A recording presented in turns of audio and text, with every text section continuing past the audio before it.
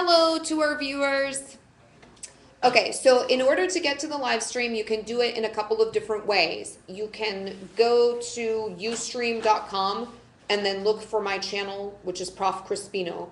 Or if you go on Blackboard, there's a link on the left-hand side of the panel that says Ustream. And if you click on that, it will take you to the channel that has the videos.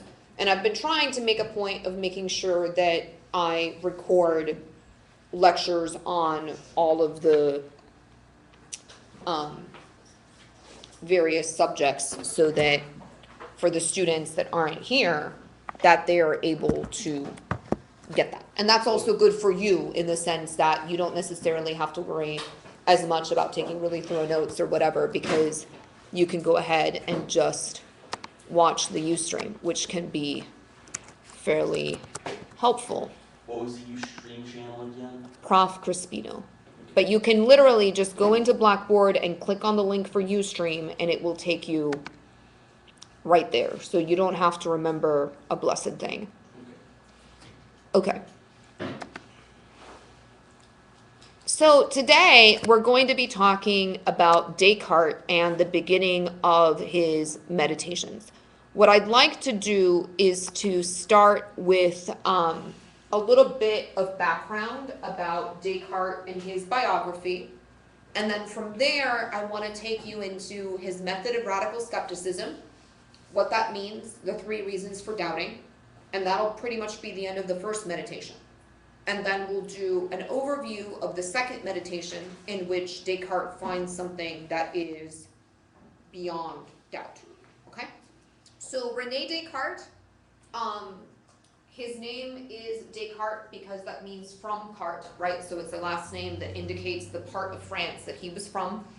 And he was really famous as a mathematician prior to writing the Meditations, even though he may perhaps be now more famous for the Meditations. So he came up with the idea of the Cartesian plane, which you'll remember from algebra. It's this idea that we can graph mathematical functions and give them a topical display. And that caused leaps and bounds in the world of mathematics to occur, okay? So Descartes was a pretty famous mathematician. Let's talk a little bit about his life and times for a moment. So he is writing at a time where Galileo is under house arrest.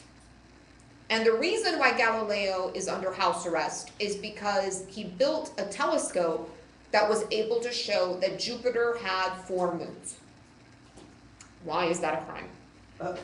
Okay, do we talk about Galileo and stuff? We are right now, right? I meant like in detail like this. I'm just mostly mentioning it this moment just from the perspective that this is something that was going on.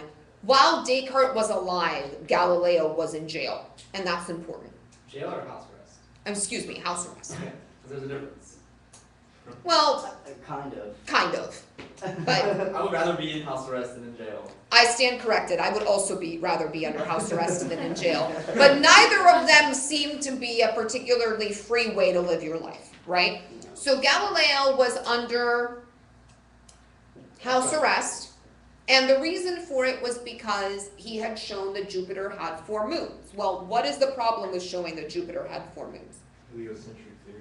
The heliocentric theory of the universe. So let's talk about this for a moment. The heliocentric theory.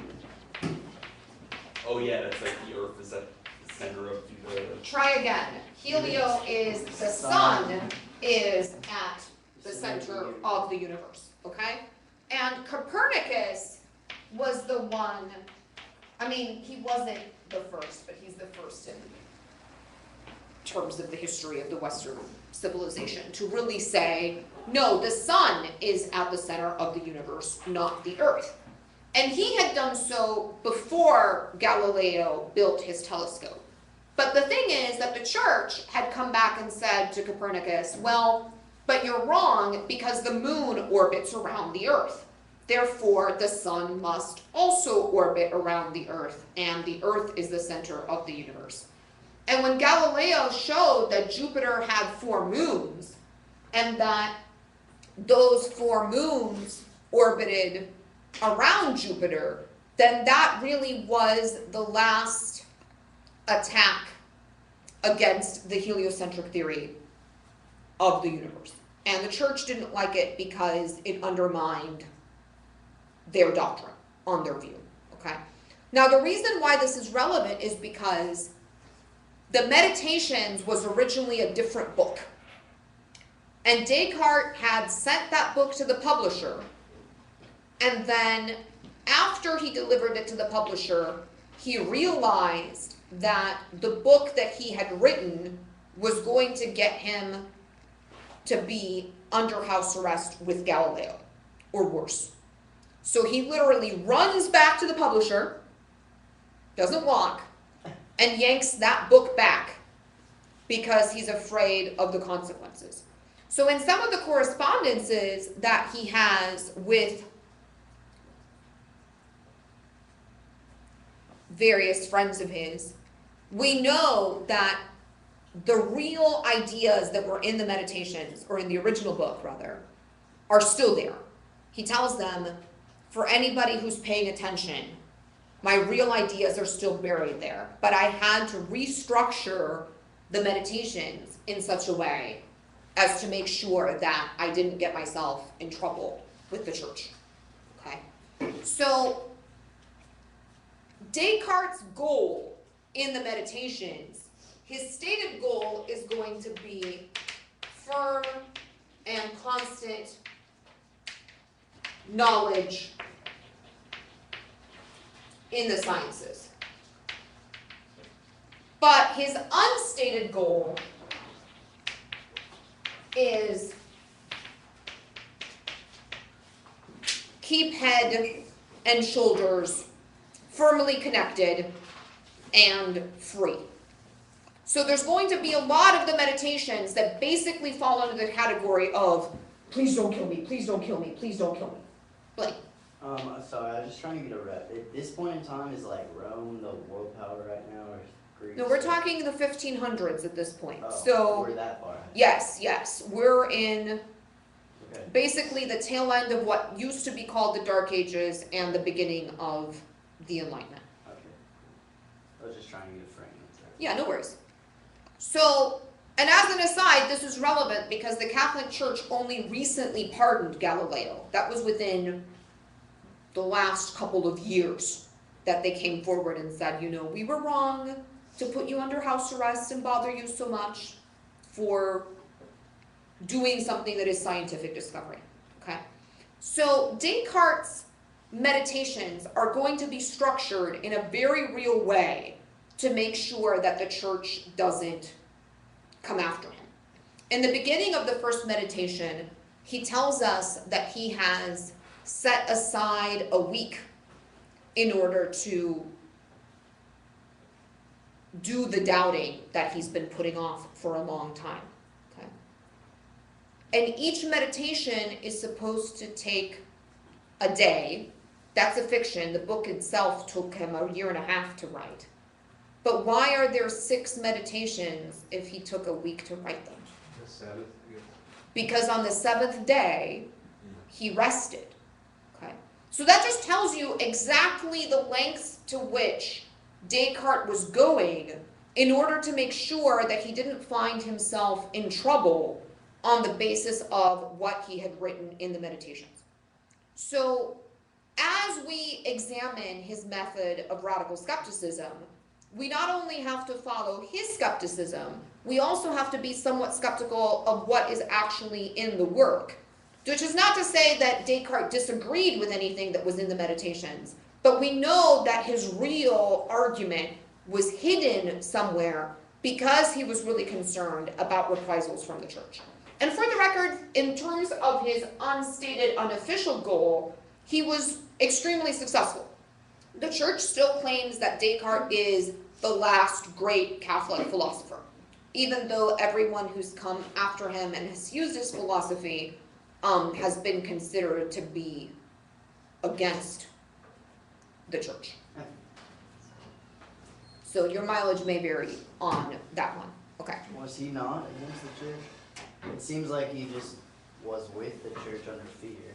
Well, I'm not a biographer of Descartes, so I certainly can't tell you he went to church this many times in his life. And even if I could, that wouldn't tell us, did he really believe, or was he just doing it out of fear?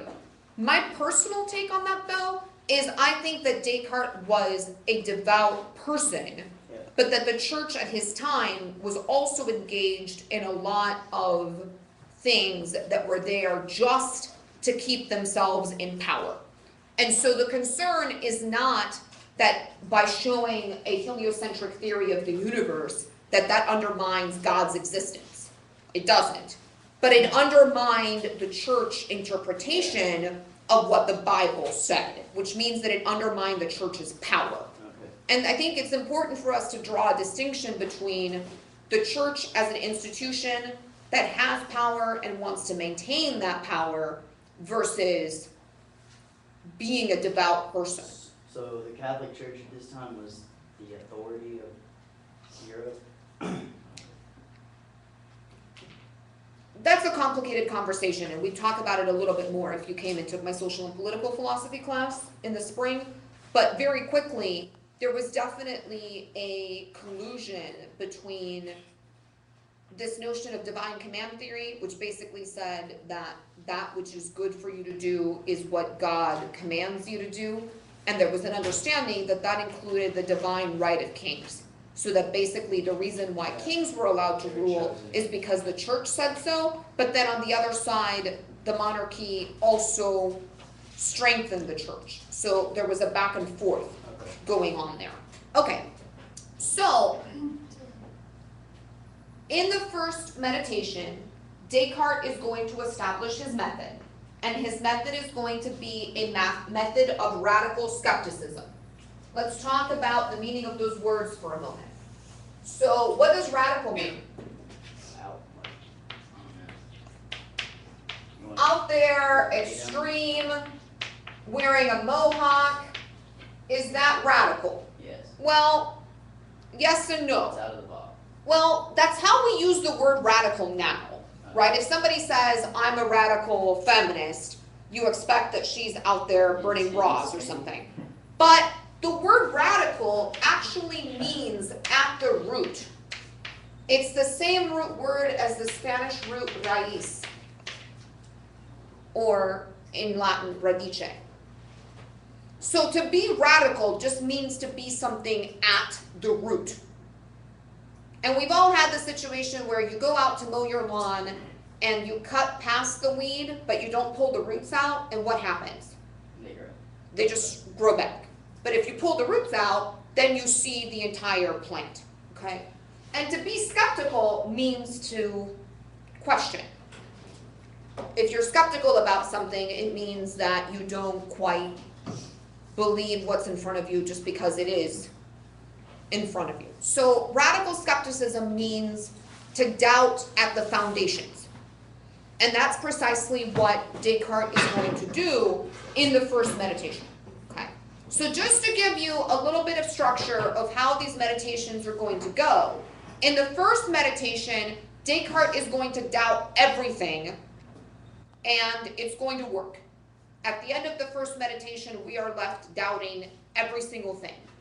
And then at the end of the second meditation, we're going to find a truth that is beyond doubt. And then we're going to use that truth as the standard of truth in the third meditation in order to come up with God's existence. Once we know that God exists, then God is going to banish some of our reasons for doubting.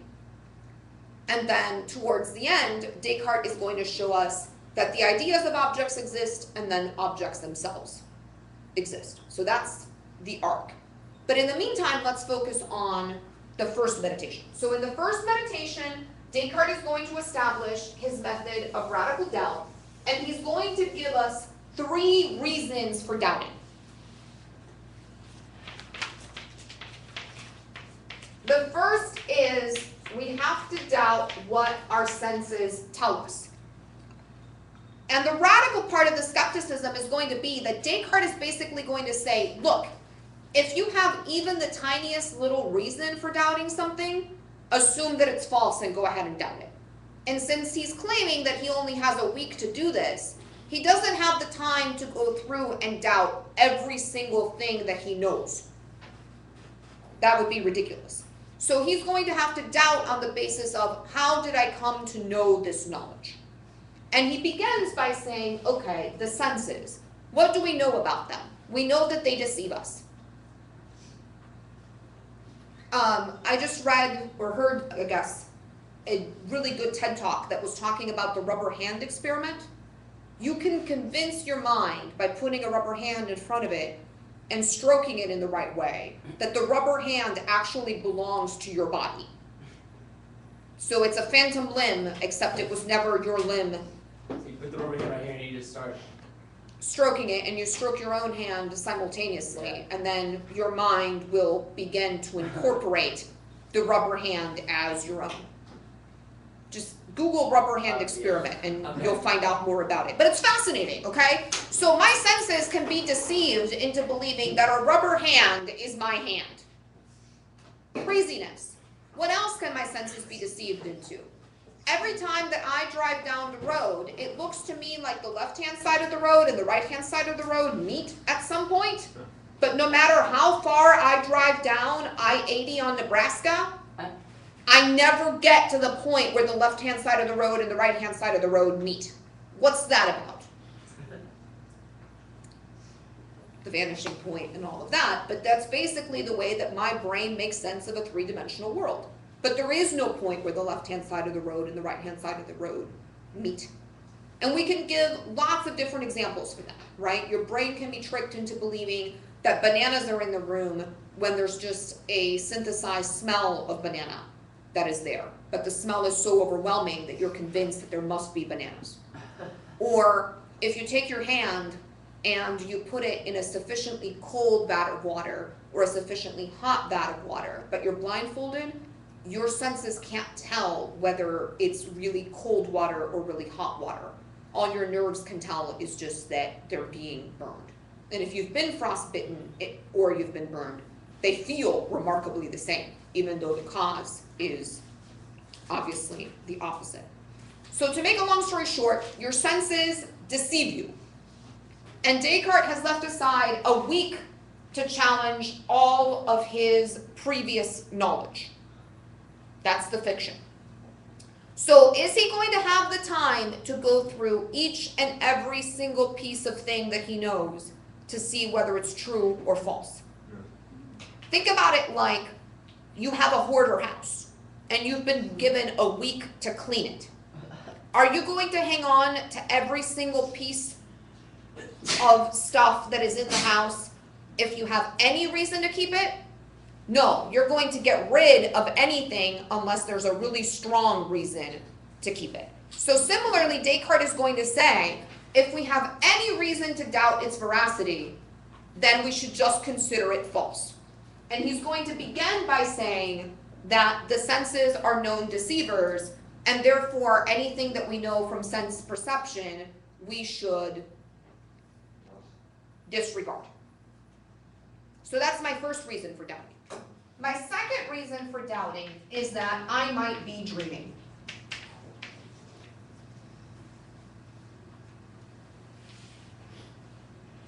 And I'm sure we've all had dreams that were so vivid that they seemed real and plausible. Okay.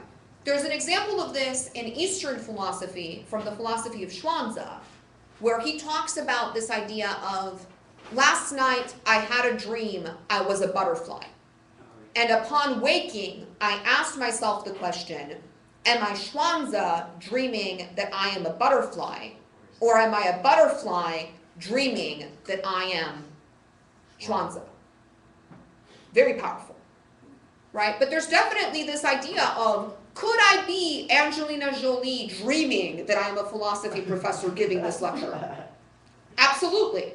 So initially Descartes says that it is irrational for me to doubt that these hands are my hands. But then he says, well, wait a minute, I could have a dream in which these things that might seem insane to doubt were really put into question in some legitimate ways. I had a dream that I think is really funny. I was dreaming that I was teaching Descartes meditations. And in the middle of the dream, I saw that there was somebody in my classroom, not a student, but someone who in my personal life had really upset me. So in the dream, in the middle of teaching Descartes meditations, I threw this person out of the chair and proceeded to just start kicking him over and over and over. Could you actually like make contact?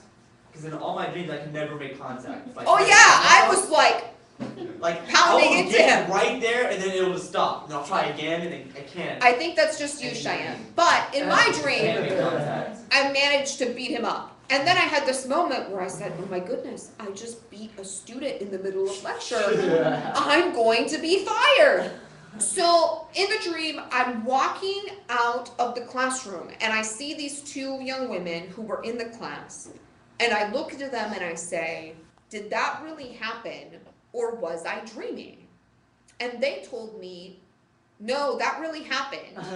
And we're really upset with you that you would beat up a student in the middle of lecture. We're on our way to the counseling office to go drop your class.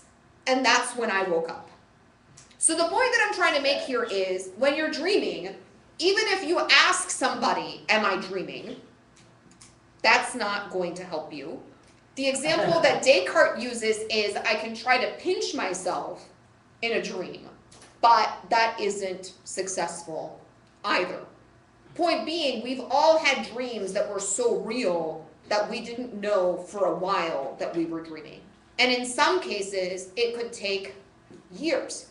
I had a student who told me that when she was young, she had a dream that her father had taken her to the amusement park.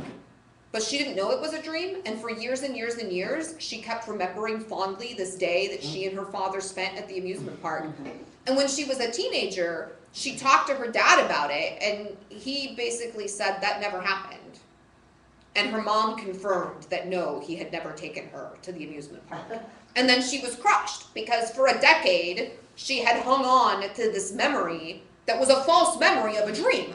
But she was convinced that it was real. Okay. So our second reason for doubt is that we might be dreaming. And then the third reason for doubting is the evil genius. So the evil genius is going to give us reason to doubt mathematical truth. Could it be the case that 2 + 2 is really 5, but there exists a being out there who is supremely evil and has put this idea that 2 + 2 is 4 into my mind? Yeah, but 5 divided by 2 is not 2. The evil genius is very, very, very Okay. tricky. Well, then he's done it. And he knows how to both multiply and divide. Okay. Then And so he's worked things out in such a way so that the lie works reciprocally. Okay, then it works. It's fine. It holds. Continue. Well, and you might say, why is Descartes worried about mathematical truth? And the answer is, he's a mathematician, Yeah. right? And it's standard in the history of Western philosophy to consider that mathematical truths are what Kant would call analytical propositions, that they're a priori truth, that we don't need experience in order to verify that those things are really true. And Descartes is going so radical in his skepticism that he's actually doubting even mathematical truth, which is pretty amazing. So in the first meditation, there are 2 more things that he does. He talks about the mind in a bottle idea. And that's basically this idea of, could it be the case that I am a mind in a bottle, and that the experience that I have of my body and the external world are just being piped into me by this evil genius? Oh, The yeah. Matrix? Exactly like the Yeah, Matrix. go to that point, right? Yeah. Exactly. And by the way, if you've seen The Matrix, there was a movie that came out just a few months before The Matrix.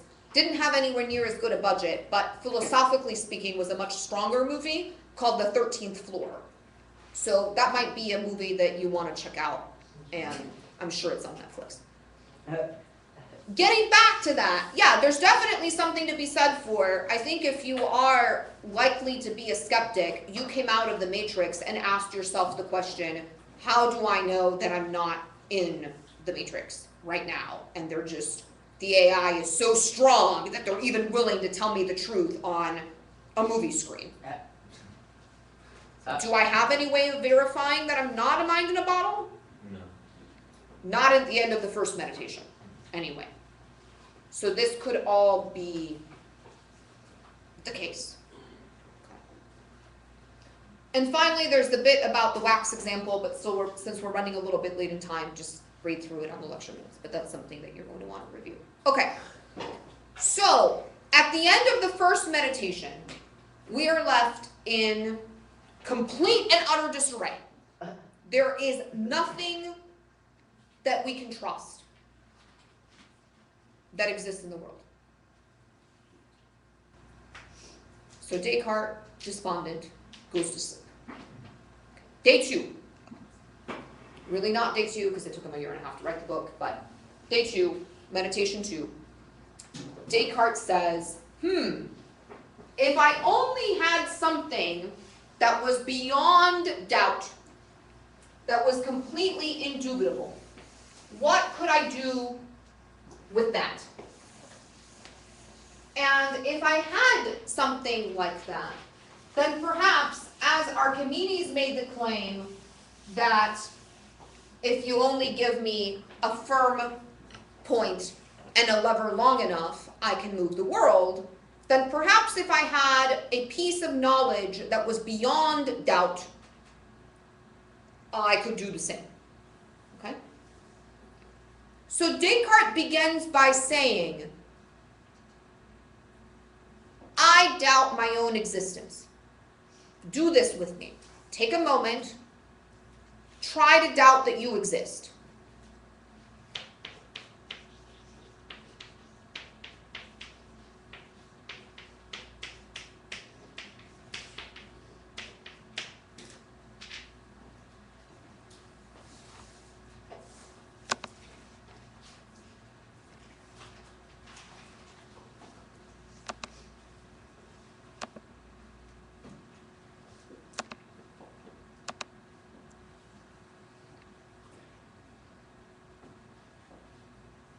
What happens? I can't. Why can't I? I don't know. I just can't doubt that I exist here. Okay, it just won't work. Yeah. What do you mean, like pretend that I'm a mind trapped in the bottle? No, That should be by it. not. Like I'm just not here. Yeah. Yeah, try to doubt that you exist. I'm not here. I don't exist. I'm just a figment in somebody's imagination, a figment in somebody's dream. I don't exist. Try to pop out of existence. I think therefore I am, so I'm not gonna happen. Well, hang on a second. Before we get to the cogito, we're still building up to it. How am I going to doubt that I exist? Sometimes I think I'm a part of someone's dream. Okay, but even if I were a part of someone's dream, when I try to doubt my own existence, I'm left asking the question, who is doubting? Who's doubting?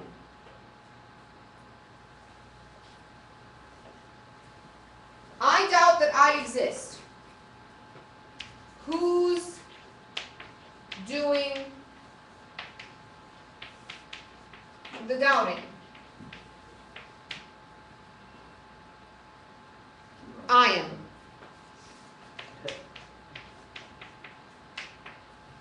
As Descartes would say, since he was French, merde! I must exist! As a thinking thing that is capable of doubting. Okay. The Latin phrase, and the meditations were written in Latin, is cogito ergo sum, and hence the statement, I think therefore I am, is called the cogito by everyone. So if somebody says to you, oh, I know that I exist because of the cogito, you can know that all their meaning is the conclusion of Descartes' argument. I think, therefore, I am. Okay.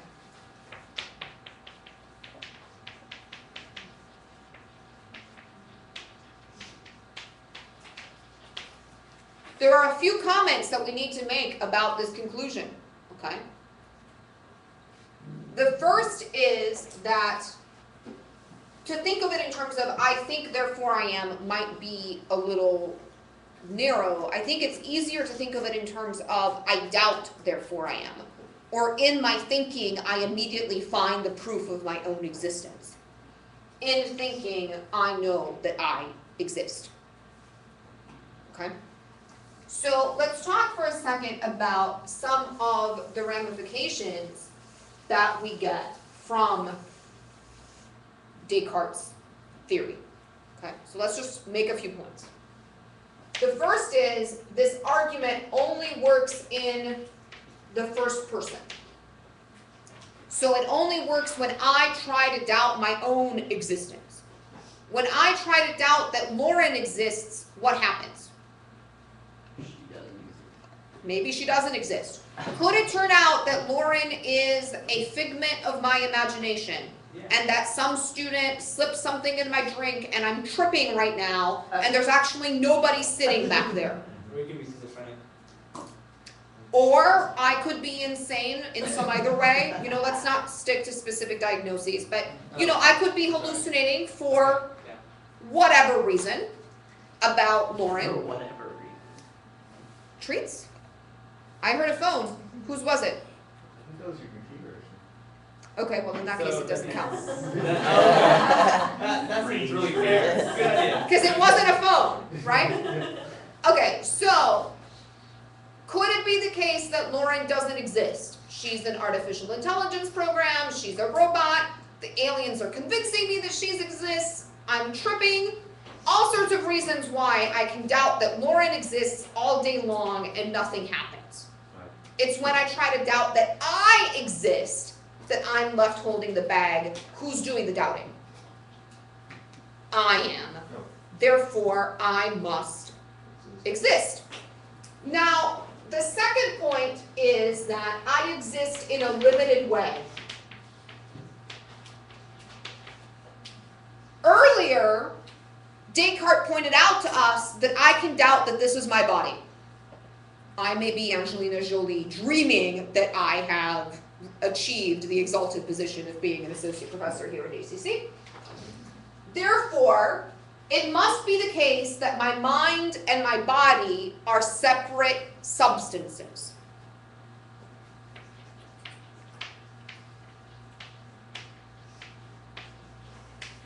My body can be doubted. My mind / soul, Descartes uses the two terms interchangeably, is indubitable. Therefore, they must be separate substances.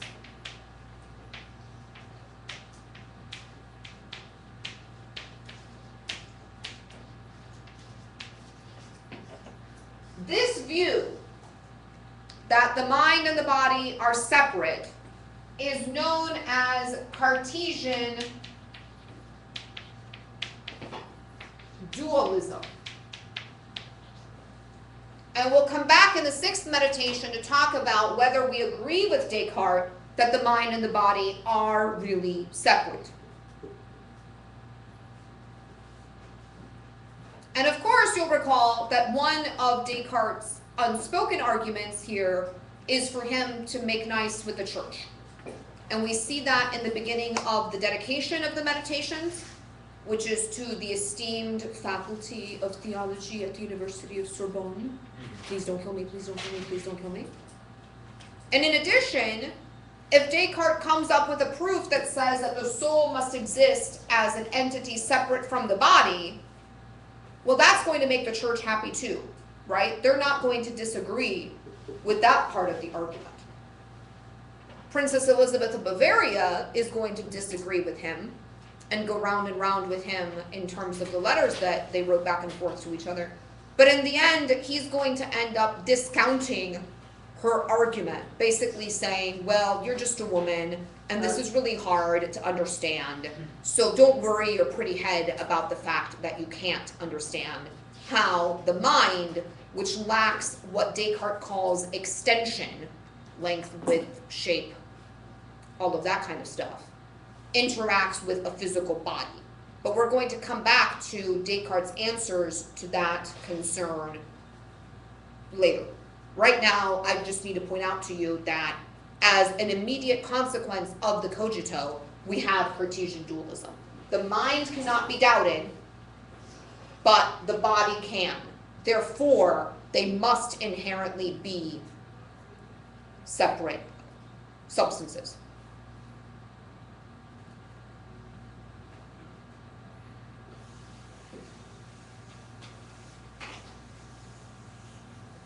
The third comment that I want to make to you about the cogito is that I think, therefore, I am is a conditional statement, right? We could turn this into if I think, then I am. To be precise about it, this is called a material implication. And if this kind of stuff is super fun to you, I look forward to seeing you in the spring for my logic class. We will spend many lovely afternoons together taking English sentences and symbolizing them into standard logical form and talking about their logical properties. I have an absolute blast teaching that class. And for those of you that are a little weaker in your math, it can be a good way to work out your mathematical muscles without me presuming that you have prior knowledge. And students that take logic go on to do better in math classes than they otherwise would have. Okay. That was your public service announcement. So if I think, then I am is a conditional. It's a material implication. Okay. Let's talk a little bit about the properties of a conditional. If a conditional has been put into standard form, then the first part of it is called the antecedent, and the second part of it is called the consequent. And there are some properties of conditionals that I want to talk to you about for a little bit. So let's leave behind the cogito as a conditional for a moment and go with the conditional that we can get our heads around a little bit more easily. The conditional that I'd like you to consider is, if it is rush hour, then there is traffic on I-35. Can we all agree that that's true? Yeah. No. Okay. You've been, Yes, I have. You can shut down I-35 or not traffic on it. during rush hour. Yeah, you can shut down I-35 during a technical rush hour and you're not getting traffic on it. All right, but if the highway is shut down and I'm trying to get onto it, Right. I'm still going to experience traffic on the on-ramp of I-35, correct? Okay, I can say that. Okay, so if it is rush hour, then there's traffic on I-35. Jacob gets the gold star for trying to be skeptical, even in situations where we shouldn't, because we all know that if it's rush hour, there's traffic on I-35, right? So that conditional, rush hour, then traffic, we can build a little truth table for it and talk about all the permutations of the truth values of that. So in the first case, it is rush hour, there is traffic on I-35. Did I tell the truth? Yes. Yes. Second instance, it is rush hour, there's no traffic.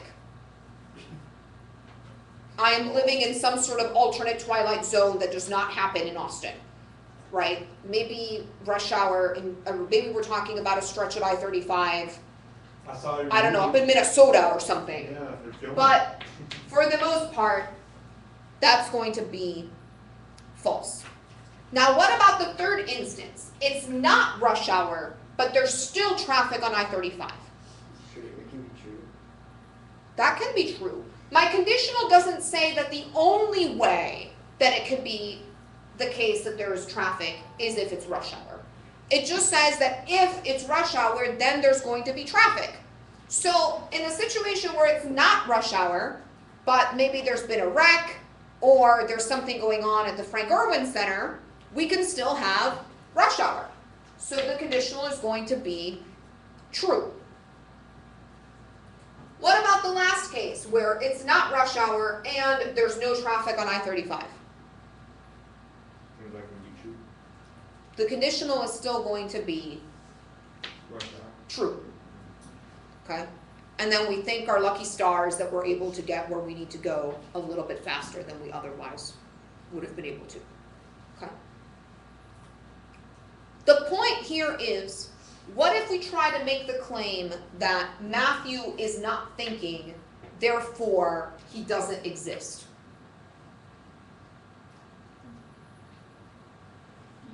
Well, you're always And it thinking goes something. down to the false. Subconscious thought doesn't count. Okay, so we could, let's say for the sake of argument that Melissa tried to make the claim, well, Matthew is incapable of thinking because he's brain dead, therefore, on Descartes' view, he doesn't exist. That would be problematic because that would be a situation where there's no rush hour, but there could still be traffic on I-35. Or it may be the case that there is no rush hour and there's no traffic, but we can't know. And in philosophy, we talk about argument structures. And if something is the case for one argument that holds the same structure, then it's the case for all of them.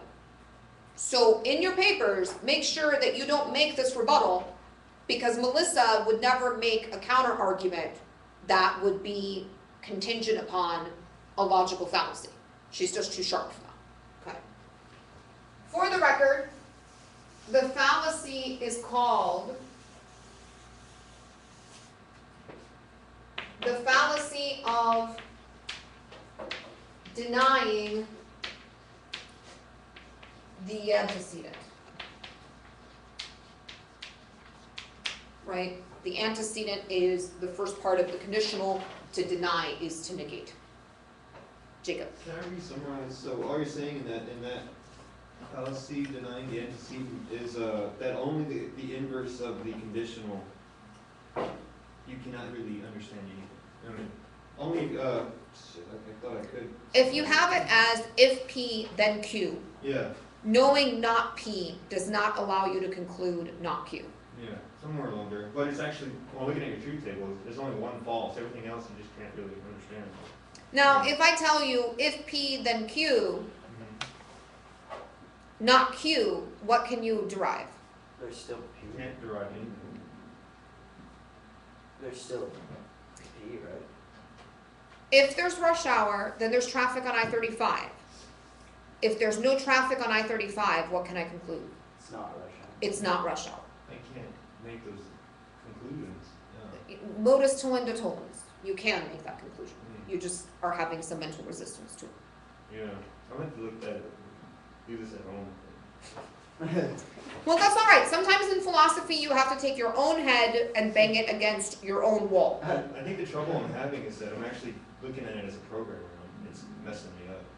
I think that's why. But it should be logic. It should. Once you struggle with it, you will become a better programmer. Yeah. It's something. Yeah. Okay, so to recap, I can come to the conclusion on Descartes' view that I exist. But my existence is very limited. I am a small, small mind. I'm a mind that doesn't necessarily have a body, because my body's existence can still be doubted. But there's a way in which my ability to doubt immediately tells me that I must exist, okay? And that's not a causal relationship. It's not the case that because I think I must exist, but by noticing that I have mental activity, I can immediately derive the conclusion that I exist. on the basis of having that mental activity. Does the mental activity have to be accurate in order for me to come to that conclusion? You said the mental thought has to be accurate? No. Good. So if I think that there's a 300-pound pink elephant outside the window, does that have to be accurate in order for me to derive on the basis of that thought that I exist? No. Because the body can't see this. Though you guys have not yet become radical skeptics because nobody looked outside the window when I said that. Well, you just have to. I'm still I not can really see the good with window that. out of the corner of my eye. And it's not possible for it. Well, I've never seen a pink elephant. I think I would feel it. If I felt like, I would look. But I have not felt the. Okay, the better answer to all of this, folks, was to say, no, I've already accepted radical skepticism and therefore I doubt my senses, so there's no point in me looking out the window because whatever I saw It's through my not real. senses would be dubitable anyway. Yeah, I thought that- the whole point was that you couldn't see a pink elephant because we're up here. But that was the whole point. I think the elephant's taller than that window. I imagined the Dumbo ones that were tiny. Oh, it wouldn't be 300 pounds though. Was that? The tiny little Dumbo elephants wouldn't be 300 pounds. They also. So you'd be surprised. Yeah, I bet it would. But yeah, no, I Yeah. thought the whole point though is that you couldn't see at all, the pink elephant, and that's what you were basing the thought on. Alright, so let's come back to Descartes. What do you think so far? Personally, I don't like his argument. I mean, it's cool, He seems pretty negative. but it does the same thing as I didn't like about Enselm. It's cornered. That's what I don't like. I can't follow him after a certain point. I think therefore I am is, there's words I want to use I can't use in class because we're recording. Smurf is a good No, stand-in. I don't know if there's a word. If you want to call him a smurfing son of a smurf. I think it's masturbatory as far as mentally. I think it's self-pleasing in a sense. I don't think it actually makes any kind of statement. I think it's a faith thing. There's something kind of circular about it. Yeah, that's what I'm trying to get to. Yeah, so sometimes people call this the Cartesian circle. But there's something to be said for if Descartes just told us that the evil genius has thrown math out the window, why am I allowed to use logic? There's not that much of a difference between logic and mathematics. And in fact, as Gödel taught us, we can take logical sentences and encode them and actually use arithmetic functions in order to talk about them. So you literally can actually turn logic into arithmetic if you so choose. Blaine. Speaking of all this logic, who wrote the laws for that? Or, where does that Well, say that it's logical or not? I'm just Isn't wondering. it just like I mean, yeah, I guess you could say that, but everyone's way different. We can give a couple of different answers to that. I mean, we can say God created the world in an orderly way and we are discovering his laws of logic. That's one. Another option is to say that human beings construct the laws of logic on the basis of our language practices. Okay. So, for example, the logician,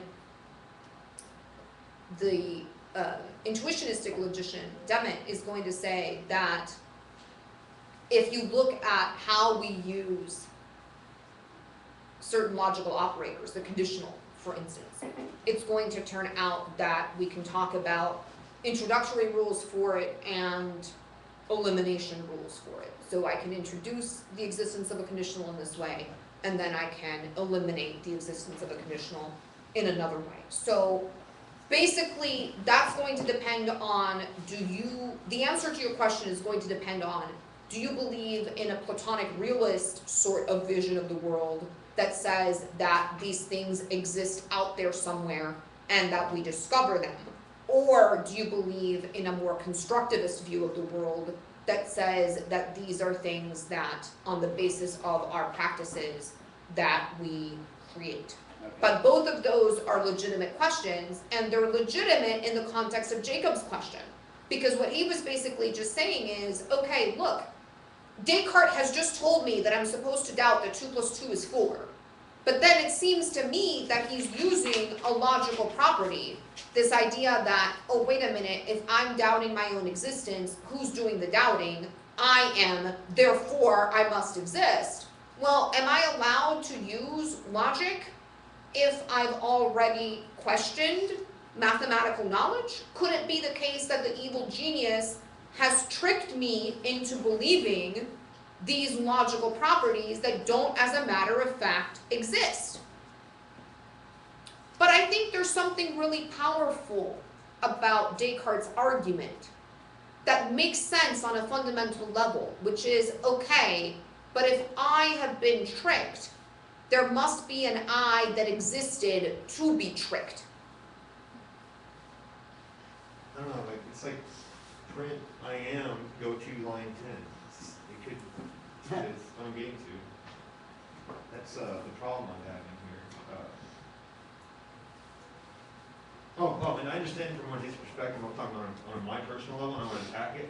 Yeah, I get it when he writes it down, I'm just saying when I think about it. But one question I had is, like, it discounts the idea that perhaps the only way the mind can understand something is through the logic. That the mind is incapable of understanding chaos, for example. And I think that disrupts his argument. No, because his point is that it doesn't matter what the mind is understanding or whether the understanding is inaccurate. So you're absolutely right that human beings tend to impose order and repetition and patterns even in situations where order and patterns and repetitions are not necessarily there. Aristotle talks about that in the Nicomachean Ethics, and this idea that if I'm going to be virtuous, I need to establish good habits, because as a human being, I'm just going to establish habits, and if I don't make a point of making good ones, then I'll establish bad ones. So there is something to be said for, it is human nature, suspending the notion of radical skepticism for a moment, to seek and exacerbate patterns. But Descartes' point here is really pretty simple. It doesn't matter what the content of my ideas are. The moment that I notice that I have mental ideas, mental content, then there must be a mind that is holding them. So even if there's an evil genius out there that is deceiving me about logical truth, in order for the evil genius to be able to put these thoughts in my mind, there must be a mind for him to put them into.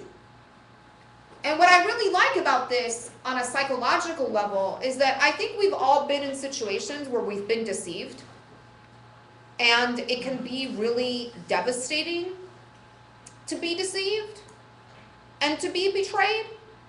And Descartes basically says, well, if you've been deceived and you've been betrayed,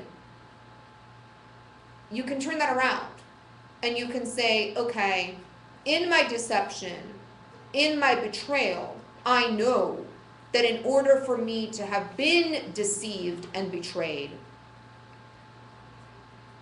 I must exist. Now, granted, at this point, he's only shown that I exist as a minuscule mind, right, which he's going to use tantamount to the soul. Now, does he mean mind to be brain in any way? No. No, because the brain is part of my body, and I can doubt my body's existence. He means mind to be, Like essence of people. I don't even know if I'm, well, I think consciousness is pretty safe, but he means mind to be synonymous with the soul, and he means it to be a non-physical entity that lacks what he calls extension. So the reason why I'm a little skeptical to say that it's synonymous with consciousness is because sometimes people define consciousness as arising from brain synapses. And if you go that route, then Descartes has to check out, because he's still, at this point, doubting the brain's existence. And if the brain doesn't exist, then the synapses that would arise from it are going to be a little questionable too. I think that's where I first come from. This whole idea of matter